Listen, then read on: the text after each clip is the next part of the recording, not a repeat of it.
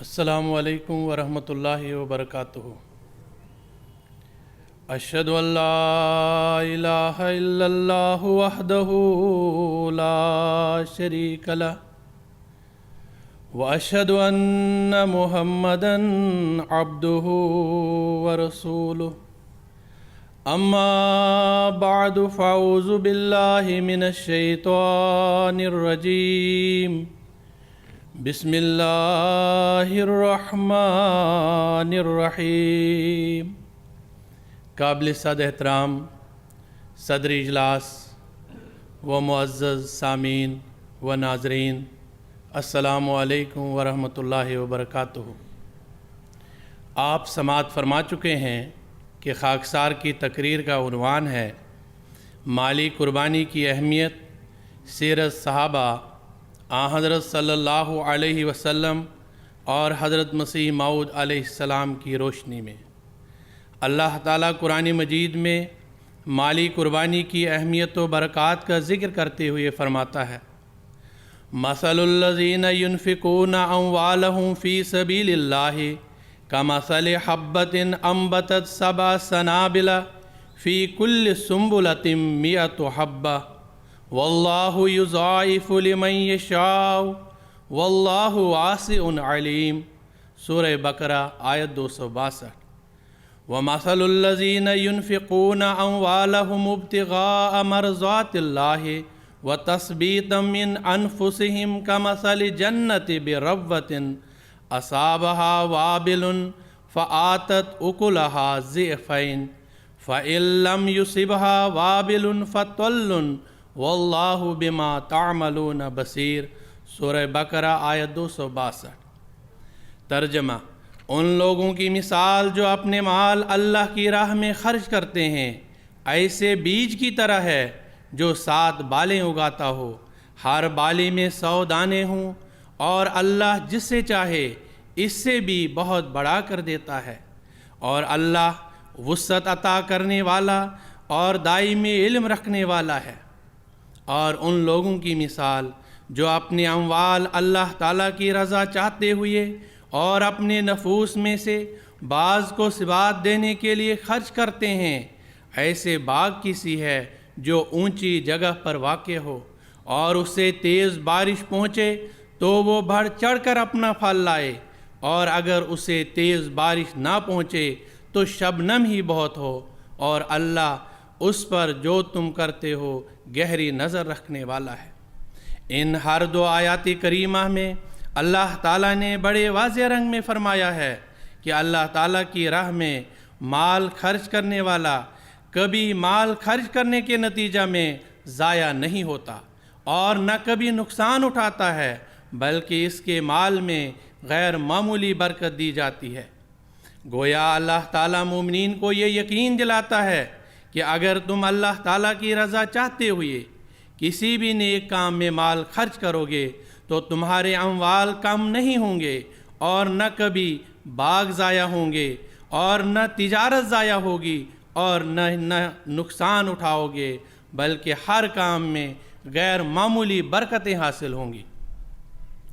خدا سے وہی لوگ کرتے ہیں پیار جو سب کچھ ہی کرتے ہیں اس پر نثار، اسی فکر میں رہتے ہیں روز و شب کہ راضی و دلدار ہوتا ہے کب، اسے دے چکے مال و جاں بار بار، ابھی خوف دل میں کہ ہے نابکار۔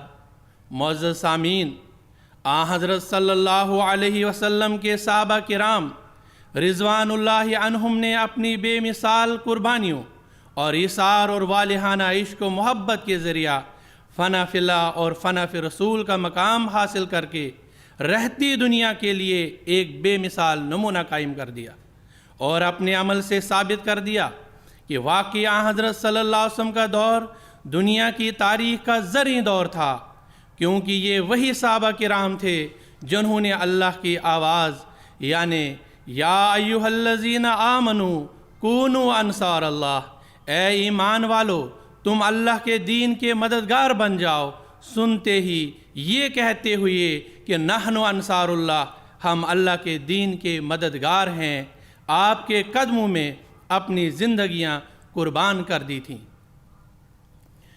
جب مالی قربانی کا مطالبہ ہوتا تھا تو صحابہ بھاگتے ہوئے اپنے گھروں سے جو کچھ بھی میسر ہوتا لا کر آپ کے سامنے پیش کر دیتے۔ نیکی کے کاموں میں ایک دوسرے سے آگے بڑھنے کی دوڑ لگی رہتی تھی۔ ایک موقع پر حضرت ابو بکر رضی اللہ تعالیٰ عنہ اور حضرت عمر رضی اللہ تعالیٰ عنہ بھی گھر سے مال لے کر آئے تو رسول اللہ صلی اللہ علیہ وسلم نے دریافت کیا کہ اے عمر تم کیا لے کر آئے ہو؟ تو آپ نے جواب دیا یا رسول اللہ میں اپنے مال کا نصف لے آیا ہوں۔ اسی طرح حضرت ابو بکر رضی اللہ تعالیٰ عنہ سے بھی آپ نے پوچھا تو آپ نے جواب دیا کہ یا رسول اللہ میں اپنا کل مال لے آیا ہوں اور گھر میں اللہ اور اللہ کے رسول کا ذکر چھوڑ آیا ہوں۔ حضرت عبداللہ بن زید رضی اللہ تعالیٰ عنہ کے پاس جائیداد بہت قلیل تھی اور نہایت تنگی کے ساتھ بال بچوں کا پیٹ پالتے تھے، لیکن ایک وقت ایسا آیا کہ اسلام کے لیے مال کی ضرورت تھی جسے پورا کرنے کے لیے چندہ کی تحریک کی گئی۔ حضرت عبداللہ بن زید رضی اللہ تعالیٰ عنہ کے پاس گو مال کی کمی تھی لیکن دل میں ایمانی حرارت موجود تھی، اسے مجبور ہو کر آپ کے پاس جو کچھ بھی تھا آپ نے سب کا سب اللہ تعالیٰ کی راہ میں دے دیا۔ ان کے باپ نے آ کر حضرت صلی اللہ علیہ وسلم سے شکایتاً اس کا ذکر کیا تو آپ نے ان کو بلا کر فرمایا کہ خدا تعالیٰ نے تمہارا صدقہ قبول کر لیا ہے، لیکن اب تمہارے باپ کی میراث کے طور پر تم کو واپس کرتا ہے، تم اس کو قبول کر لو۔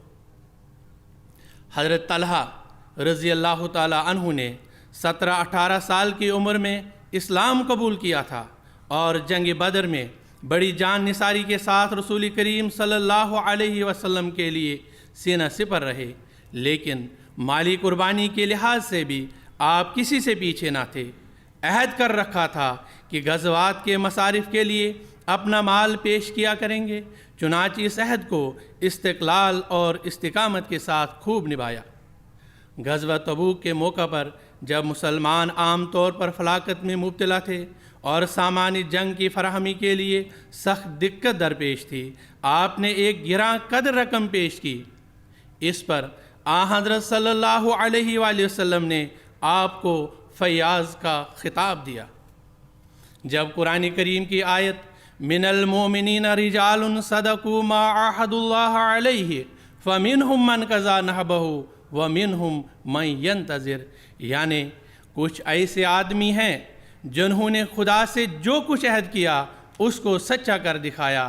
تو حضرت صلی اللہ علیہ وسلم نے فرمایا طلحہ تم بھی ان لوگوں میں سے ہو۔ اور جب آیت لن تنالوا البر حتی تنفقوا مما تحبون کا نزول ہوا تو اس وقت بھی قابل تقلید نمونہ پیش کرتے ہوئے بیرہ کا باغ رسول اللہ صلی اللہ علیہ وسلم کی خدمت میں پیش کیا۔ حضرت عبد الرحمن بن عوف رضی اللہ تعالیٰ عنہ نے جوانی کے وقت اسلام قبول کیا۔ آپ بہت بڑے تاجر اور بہت بڑے مالدار تھے، لیکن دولت سے پیار بالکل نہ تھا، بلکہ اس سے راہ خدا میں خرچ کرنے میں ہی خوشی محسوس کرتے تھے۔ ایک دفعہ ان کا تجارتی قافلہ مدینہ آیا تو اس میں 700 اونٹوں پر گیہوں، آٹا اور دیگر اشیاء خوردنی بار تھیں۔ چونکہ یہ ایک غیر معمولی بات تھی، تمام مدینہ میں چرچا ہونے لگا۔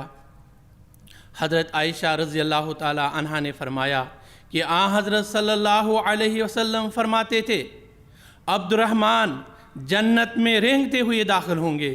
حضرت عبد الرحمن رضی اللہ تعالی عنہ تک بھی یہ بات پہنچی تو حضرت عائشہ رضی اللہ تعالی عنہا کی خدمت میں حاضر ہوئے اور کہا کہ آپ گواہ رہیں، میں نے یہ پورا قافلہ ما اسباب و سامان حتیٰ کہ کجاوے تک راہ خدا میں وقف کر دیا۔ نعرہ تکبیر، پاک محمد مصطفیٰ، صحابہ رسول، جلسہ سالانہ قادیات۔ حضرت عثمان رضی اللہ تعالی عنہ نے 34 سال کی عمر میں اسلام قبول کیا۔ آپ بہت بڑے دولت مند تھے۔ مکہ سے ہجرت کر کے جب مسلمان مدینہ میں آئے تو پانی کی سخت تکلیف تھی۔ صرف ایک کنواں بیر روما ایسا تھا جس کا پانی عمدہ اور شیرین تھا، مگر وہ ایک یہودی کی ملکیت میں تھا جو پانی قیمتاً فروخت کرتا تھا۔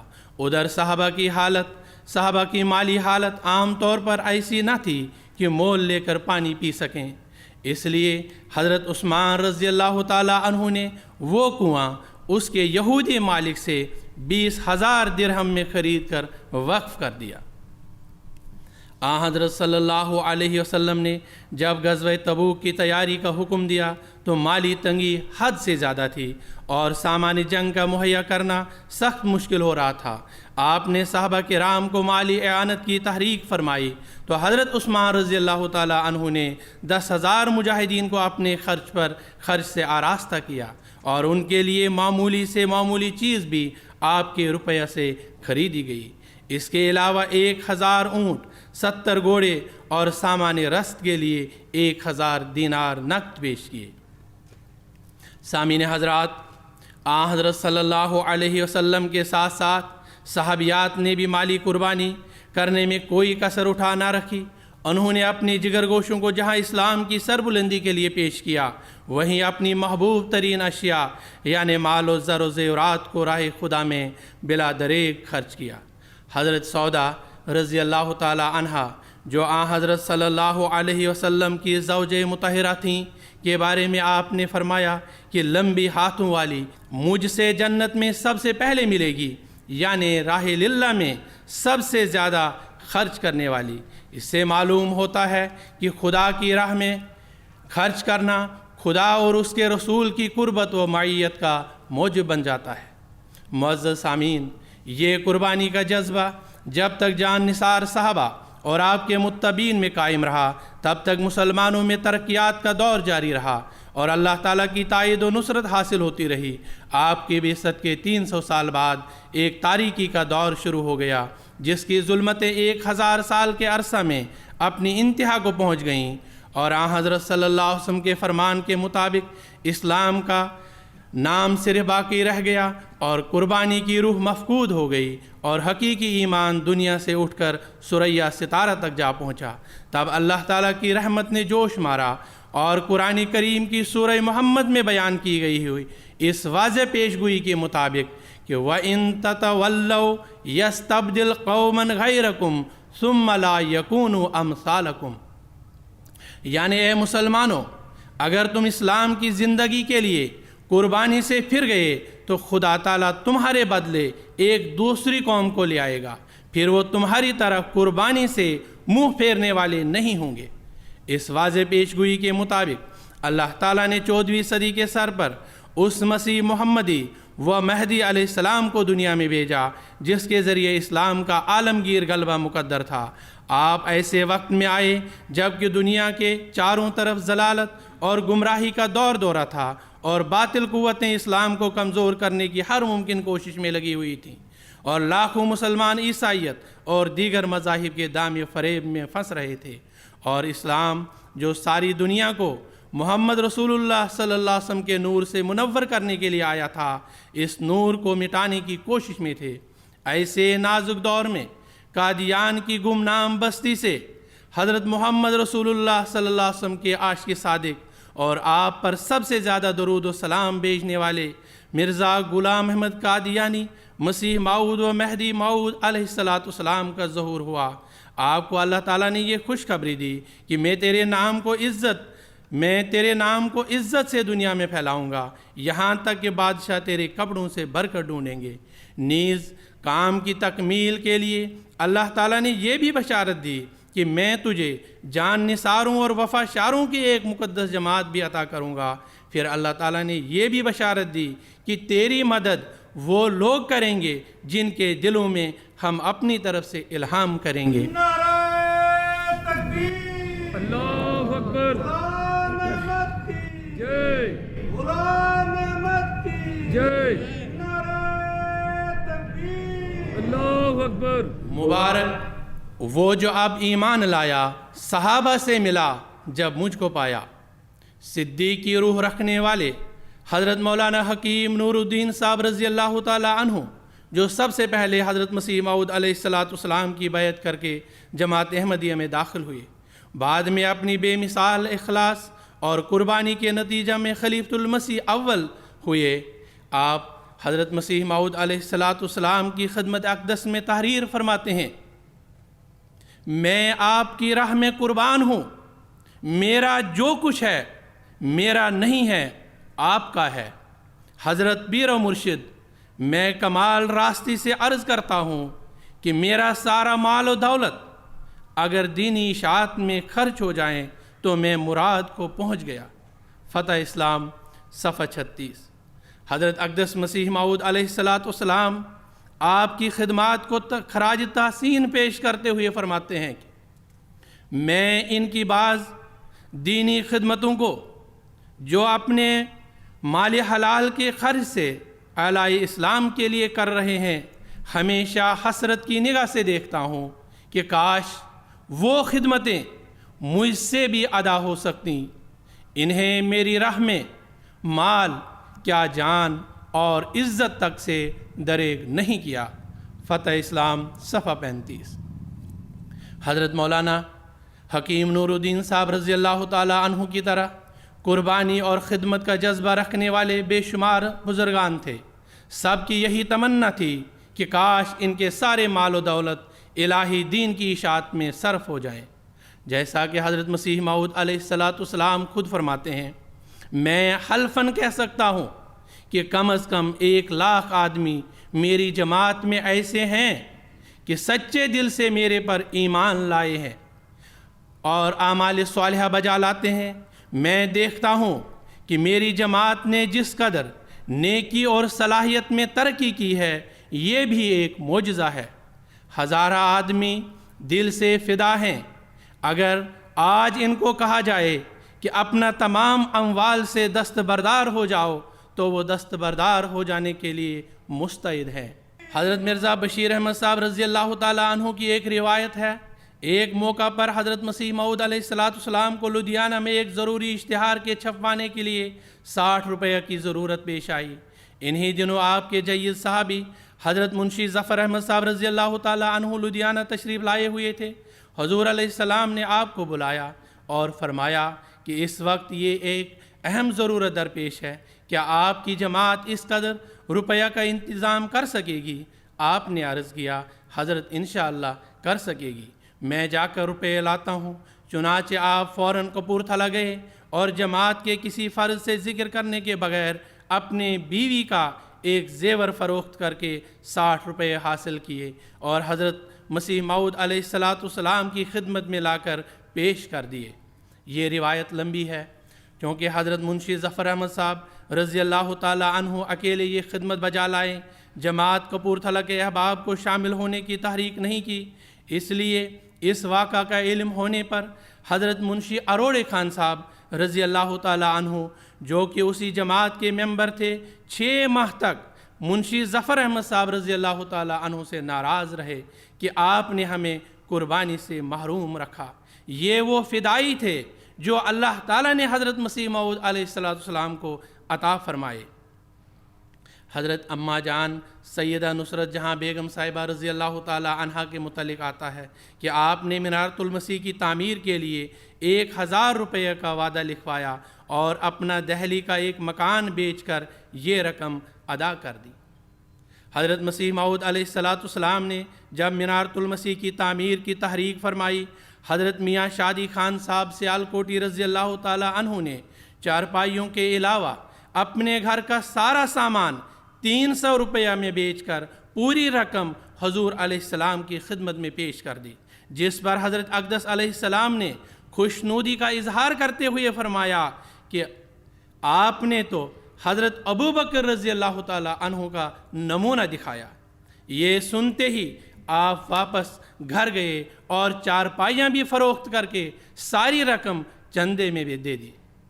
حضرت مسیح موعود علیہ السلام فرماتے ہیں، میاں شادی خان لکڑی فروش ساکین سیالکوٹ ہیں، ابھی وہ ایک کام میں 150 روپے چندہ دے چکے ہیں اور اب اس کام کے لیے 200 روپے چندہ بھیج دیا ہے۔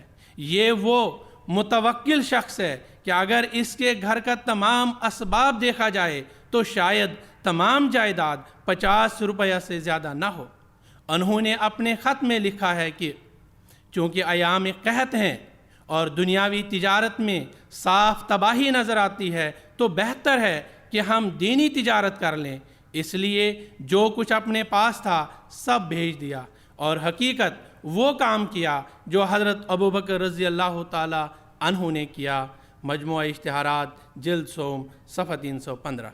हज़रत मुस्लिम मऊद रज़ी अल्लाह ताला अन्हु फरमाते हैं, हज़रत डॉक्टर खलीफा रशीदुद्दीन साहब रज़ी अल्लाह ताला अन्हु की कुर्बानियाँ इस कदर बढ़ी हुई थीं कि हज़रत मसीह मऊद अलैहिस्सलाम ने इनको तहरीरी सनद दी कि आपने सिलसिला के लिए इस कदर माली कुर्बानी की है कि आइंदा आपको कुर्बानी की ज़रूरत नहीं। हज़रत मसीह मऊद अलैहिस्सलाम का वो ज़माना मुझे याद है कि जब आप मुकदमा गुरदासपुर में हो रहा था और इसमें रुपया पैसा की ज़रूरत थी। हज़रत साहब ने दोस्तों में तहरीक भेजी कि चूँकि अखराजात बढ़ रहे हैं, लंगर खाना 2 जगह पर हो गया है, एक कादियान में और एक यहाँ गुरदासपुर में, इसके अलावा और मुकदमा पर खर्च हो रहा है, लिहाजा दोस्त इमदाद की तरफ तवज्जो करें। हज़रत साहब की ये तहरीक डॉक्टर साहब को पहुँची तो इत्तेफाक ऐसा हुआ कि उस दिन उनको तनख्वाह करीबन 450 रुपये मिली थी। वो सारी की सारी तनख्वाह उसी वक्त हज़रत साहब की खिदमत में भेज दी। एक दोस्त ने सवाल किया कि आप कुछ रकम घर की ज़रूरत के लिए रख लेते, तो उन्होंने कहा कि खुदा का मसीह लिखता है कि दीन के लिए ज़रूरत है तो फिर और किसके लिए रख सकता हूँ। इसी तरह हज़रत साहिबजादा पीर मंजूर अहमद साहब के मुतालिक हज़रत मिर्ज़ा अब्दुल हक साहब एडवोकेट तहरीर फरमाते हैं, हज़रत साहिबजादा पीर मंजूर अहमद साहब कायदा यसरनल कुरान के मौजूद थे। इस कायदा को बहुत मकबूलियत हासिल हुई। सैकड़ों रुपए माहवार इस ज़माना में आपकी आमद होती थी, लेकिन आपका दीन के लिए कुर्बानी का ये हाल था कि सिर्फ़ 30 रुपये माहवार अपने अखराजात के लिए रखते और बाकी सब हज़रत मुस्लिम मऊद रज़ी अल्लाह ताला अन्हु की खिदमत में इशात कुरान करीम और इशात दीन के लिए भेज देते। 1940 ईस्वी के बाद जब गिरानी शुरू हो गई तो 40 रुपये माहवार रखना शुरू कर दिए और 1 साल में 10,000 रुपये खिदमत दीन के लिए दिया। सामीन किराम, नहायत नाजुक और मुश्किल हालात में दिली जज्बात को कुर्बान करते हुए राह खुदा में माली कुर्बानी पेश करना कोई मामूली बात नहीं। इसके बेशुमार नमूने तारीख़ अहमदियत में जा बजा जगमगाते नज़र आते हैं। हज़रत काजी मोहम्मद यूसुफ साहब पिशावरी रज़ी अल्लाह ताला अन्हु हज़रत मसीह मऊद अलैहिस्सलाम के ज़माने में एक वाक़या यूँ बयान करते हैं, वज़ीराबाद के शेख ख़ानदान का एक नौजवान फोत हो गया। उसके वालिद ने कफ़न के लिए 200 रुपये रखे हुए थे। हज़रत मसीह मऊद अलैहिस्सलाम ने लंगर खाना के अखराजात के लिए तहरीक फरमाई। उनको भी खत गया तो उन्होंने हज़रत मसीह मऊद अलैहिस्सलाम को रकम भिजवाने के बाद लिखा कि मेरा नौजवान लड़का ताउन से फौत हुआ है। मैंने इसकी तजहीज़ व तकफ़ीन के वास्ते मबलग 200 रुपये तजवीज़ किए थे जो इरसाल खिदमत करता हूँ और लड़के को उसके लिबास में दफन करता हूँ। हज़रत याकूब अली इरफानी साहब रज़ी अल्लाह ताला अन्हु लिखते हैं, मुझे वो नज़ारा नहीं भूलता और नहीं भूल सकता कि हज़रत मसीह मऊद अलैहिस्सलाम की वफ़ात पर अभी चंद माह ही गुज़रे थे कि एक दिन बाहर से मुझे किसी ने आवाज़ देकर बुलवाया और खादिमा या किसी बच्चे ने बताया कि दरवाज़े पर एक आदमी खड़ा है, वो आपको बुला रहा है। मैं बाहर निकला तो हज़रत मुंशी मोहम्मद अरोड़े ख़ान साहब रज़ी अल्लाह ताला अन्हु मरहूम खड़े थे। वो बड़े तपाक से आगे बढ़े, मुझसे मुसाफ़ा किया और इसके बाद उन्होंने अपनी जेब से 2-3 पाउंड निकाले और मुझे कहा, ये अम्मा जान रज़ी अल्लाह ताला अन्हा को दे दें। और ये कहते हुए उन पर ऐसी रिक्कत तारी हो गई कि वो चीखें मार मार कर रोने लग गए और उनके रोने की ताकत इस किस्म की थी कि यूँ मालूम होता था जैसे बकरे को ज़िबा किया जा रहा। मैं कुछ हैरान सा हो गया कि ये क्यों रो रहे हैं, मगर मैं खामोश खड़ा रहा اور انتظار کرتا رہا کہ وہ خاموش ہوں تو ان کے رونے کی وجہ دریافت کروں۔ جب ان کو ذرا صبر آیا تو میں نے ان سے پوچھا کہ آپ روئے کیوں ہیں؟ وہ کہنے لگے میں غریب آدمی تھا، مگر جب بھی مجھے چھٹی ملتی پھر قادیان آنے کے لیے چل پڑتا تھا۔ سفر کا بہت سا حصہ میں پیدل ہی طے کرتا تھا تاکہ سلسلہ کی خدمت کے لیے کچھ پیسے بچ جائیں، مگر پھر بھی روپیہ 1.5 روپیہ خرچ ہو جاتا۔ یہاں آ کر جب میں عمرہ کو دیکھتا کہ وہ سلسلہ کی خدمت کے لیے بڑا روپیہ خرچ کر رہے ہیں تو میرے دل میں خیال آتا کہ کاش میرے پاس بھی روپیہ ہو اور میں حضرت مسیح موعود علیہ السلام کی خدمت میں بجائے چاندی کے تحفے لانے کے سونے کا تحفہ پیش کروں۔ آخر میری تنخواہ کچھ زیادہ ہو گئی۔ اس وقت ان کی تنخواہ شاید 20-25 روپے تک پہنچ گئی تھی اور میں نے ہر مہینے میں کچھ رقم جمع کرنی شروع کر دی، اور میں نے اپنے دل میں یہ نیت کی کہ جب یہ رقم اس مقدار تک پہنچ جائے گی جو میں چاہتا ہوں تو میں اسے پاؤنڈ کی صورت میں تبدیل کر کے حضرت اقدس مسیح موعود علیہ السلام کی خدمت میں پیش کر دوں گا۔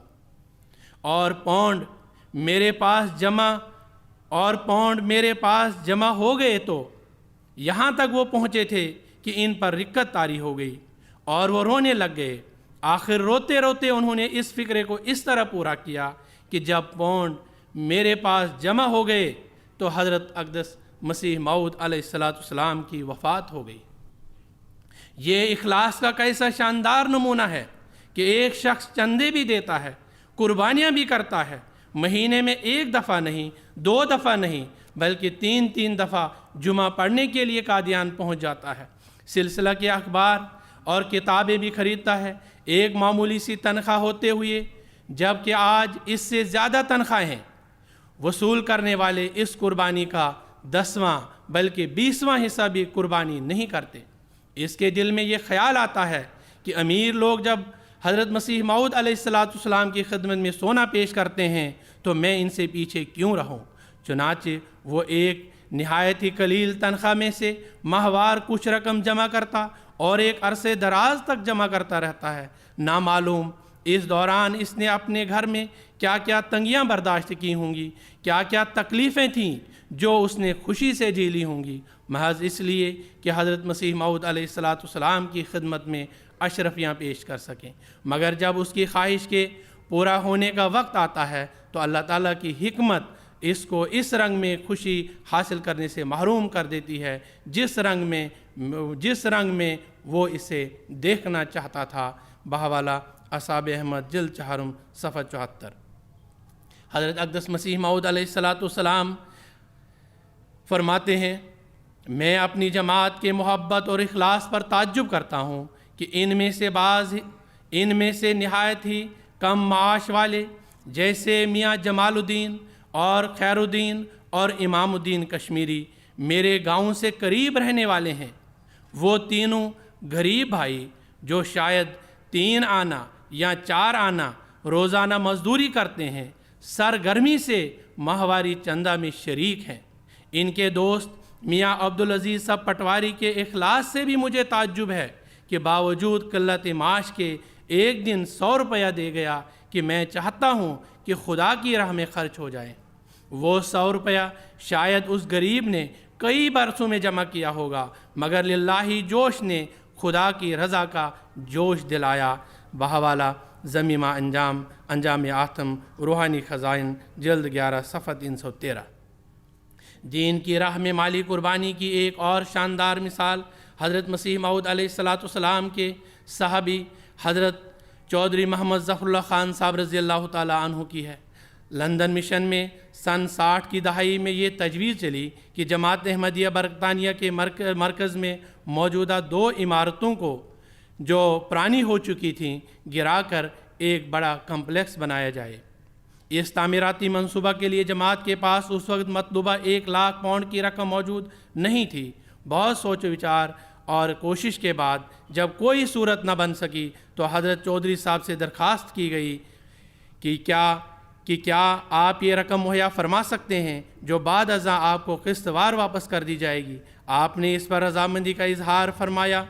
قرآنی تعلیم کے مطابق اس غرض کے لیے ایک معاہدہ تجویز کیا گیا चौधरी साहब जमात को 1 लाख पाउंड अदा करेंगे और जमात एक वक्त मुकर्रर के अंदर इसकी वापसी की ज़िम्मेदार होगी।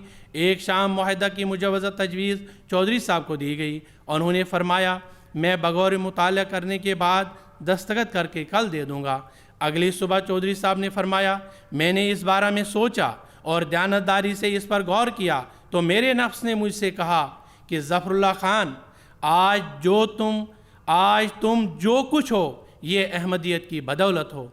तुमने जो कुछ पाया वो सारे के सारा इसी जमात का फैज़ान है। क्या अब तुम इसी मोहसिन जमात को एक रकम काबिल वापसी कर्ज़ के तौर पर देना चाहते हो? फरमाते हैं मेरे नफ्स ने मुझे बहुत मलामत की और मैं अपने इरादा पर बहुत शर्मसार हुआ और बहुत इस्तिग़फ़ार की। इसी लम्हा मैंने ये फ़ैसला कर लिया कि मतलूबा रकम बतौर कर्ज़ नहीं बल्कि एक आजिज़ाना अतिया के तौर पर जमात की खिदमत में पेश करूँगा। हज़रत मसीह मऊद अलैहिस्सलाम के सहाबा में माली कुर्बानी का जज्बा ऐसा रासिक हो चुका था, इसके नए से नए अंदाज़ इख्तियार फरमाते। एक छोटी सी 2 मिसालें पेश करता हूँ जिसमें बेपनाह जज्बे कुर्बानी झलकता नज़र आता है। हज़रत मसीह मऊद अलैहिस्सलाम के एक साहबी साईं दीवान शाह साहब रज़ी अल्लाह ताला अन्हु अपने बार बार कादियान आने की वजह यूँ बयान करते हैं मैं चूँकि गरीब हूँ चंदा तो दे नहीं सकता, कादियान जाता हूँ ताकि मेहमान खाना की चारपाइयाँ बुन आऊँ और मेरे सर से चंदा उतर जाए। हज़रत बाबू फ़कीर अली साहब रज़ी अल्लाह ताला अन्हु अमृतसर में थे। हुजूर की तरफ से चंदा लेने वाले पहुँच गए। नकद रकम तो नहीं थी आपके पास, उस वक्त सिर्फ आध सेर के करीब आटा था। आपने वहीं पेश कर दिया और सारी रात आप और आपके अहल वयाल ने फाका में गुजारी। माली कुर्बानी के मैदान में जो अव्वाब हज़रत मोहम्मद रसूलुल्लाह सल्लल्लाहु अलैहि वसल्लम और आपके साहबा ने रकम किए उनकी नज़ीर मज़ाहिब की तारीख़ में नहीं मिलती। हज़रत सल्लल्लाहु अलैहि वसल्लम की इक्तिदा में साहबा किराम ने जानी और माली कुर्बानियाँ पेश की जिन्हें अल्लाह ताला ने न सिर्फ कबूल फरमाया बल्कि कुरान मजीद में इम्तियाज़ी अलकाब से नवाजा। रज़ी अल्लाहु अन्हुम व रज़ू अन्हु। हज़रत सल्लल्लाहु अलैहि वसल्लम ने फरमाया मेरे सहाबा की मिसाल सितारों की मानंद है, तुम इनमें से जिस किसी की पैरवी करोगे हिदायत पाओगे। अल्लाह ताला ने मोमिनीन को ये बशारत दी है जो मोमिनीन अल्लाह ताला की राह में अपने खून पसीने से कमाया हुआ रिज़्क़ हलाल उसकी रज़ा की खातिर कुर्बान करते हैं उनको मुखातिब करके अल्लाह ताला ने फरमाया फ़स्तबशिरू बिबाइकुमुल्लज़ी बायातुम बिही वज़ालिका हुवल फ़ौज़ुल अज़ीम कि तुम अपने इस सौदे पर खुश हो जाओ जो तुमने अपने साथ किया है और यही बहुत बड़ी कामयाबी है। हज़रत अक़दस मसीह मऊद अलैहिस्सलाम फरमाते हैं ये ज़ाहिर है कि तुम 2 चीज़ों से मोहब्बत नहीं कर सकते और तुम्हारे लिए मुमकिन नहीं कि माल से भी मोहब्बत करो और खुदा से भी, सिर्फ़ एक से ही मोहब्बत कर सकते हो। बस खुशकिस्मत वो शख्स है कि खुदा से मोहब्बत करें और अगर तुम में से कोई खुदा से मोहब्बत करके उसकी राह में माल खर्च करेगा तो मैं यकीन रखता हूँ कि उसके माल में भी दूसरों की निस्बत ज़्यादा बरकत दी जाएगी, क्योंकि माल खुद ब खुद नहीं आता बल्कि खुदा के इरादे से आता है। नीज़ फरमाया हर एक शख्स जो अपने तईं बैत शुरू में समझता है इसके लिए अब वक्त है कि अपने माल से भी इस सिलसिला की खिदमत करे। हर एक बैत कुनिंदा को बकदर वुसअत मदद देनी चाहिए ताकि खुदा ताला भी इन्हें मदद दे। हर एक शख्स का सिद्क उसकी खिदमत से पहचाना जाता है। अजीज़ों, ये दीन के लिए और दीन की अगराज के लिए खिदमत का वक्त है। इस वक्त को गनीमत समझो कि फिर कभी हाथ नहीं आएगा। सैयदना हज़रत अमीरुल मोमिनीन अयदुल्लाह ताला बिन असल अज़ीज़ फरमाते हैं ये ज़माना हज़रत मसीह मऊद अलैहिस्सलाम का ज़माना है। इसमें एक जहाद माली कुर्बानियों का जहाद भी है, क्योंकि इसके बग़ैर न इस्लाम के दिफा में लिटरेचर शाया हो सकता है, न कुरान करीम के मुख्तलिफ़ ज़ुबानों में तर्जमे हो सकते हैं, न ये तर्जमे दुनिया के कोने कोने में पहुँच सकते हैं, न मिशन खोले जा सकते हैं, न मुरब्बियान मुबल्लिगीन तैयार हो सकते हैं और न मुरब्बियान मुबल्लिगीन जमातों में भिजवाए जा सकते हैं, ना ही मसाजिद तामीर हो सकती हैं, ना ही स्कूलों कॉलेजों के ज़रिए से गरीब लोगों तक تعلیم کی سہولتیں پہنچائی جا سکتی ہیں، نہ ہی ہسپتالوں کے ذریعہ سے دکھ انسانیت کی خدمت کی جا سکتی ہے۔ بس جب تک دنیا کے تمام کناروں تک اور ہر کنارے کے شخص تک اسلام کا پیغام نہیں پہنچ جاتا، اور جب تک غریب کی ضرورتوں کو مکمل طور پر پورا نہیں کیا جاتا، اس وقت تک یہ مالی جہاد جاری رہتا ہے، اور اپنی اپنی گنجائش اور کشائش کے لحاظ سے ہر احمدی کا اس میں شامل ہونا فرض ہے۔ خطبہ جمعہ فرمودہ 31 مارچ 2006۔ پاس ہو مال تو دو اس سے زکوٰۃ و صدقہ، فکر مسکین رہے تم کو غم ایام نہ ہو۔ اللہ تعالیٰ فرماتا ہے وَأَنفِقُوا خَيْرًا لِأَنفُسِكُمْ وَمَن يُوقَ شُحَّ نَفْسِهِ فَأُولَٰئِكَ هُمُ الْمُفْلِحُونَ۔ اور اپنے بھلے کے لیے خرچ کرو، اور جو شخص اپنے دل کے لالچ سے محفوظ رکھا گیا وہی فلاح بھی پانے والے ہیں۔ حضرات، اس آیت کریمہ میں ہمیں یہ دعوت دی گئی ہے کہ ہم اپنی بھلائی اور خیر خواہی کے لیے اللہ تعالیٰ کی راہ میں مال خرچ کریں۔ خدا کی ذات تو غنی ہے، اس کو مال و منال کی کوئی حاجت نہیں۔ بس اللہ تعالیٰ سے دعا ہے کہ اللہ تعالیٰ ہمیں انفاق فی سبیل اللہ کے میدان میں اپنے مال خرچ کرنے کی توفیق عطا فرمائیں، اور اس کے نتیجہ میں ہمیں مالی قربانی کے فیض و برکات سے اللہ تعالیٰ نوازتا چلا جائے۔ وآخر دعوانا ان الحمد للہ رب العالمین۔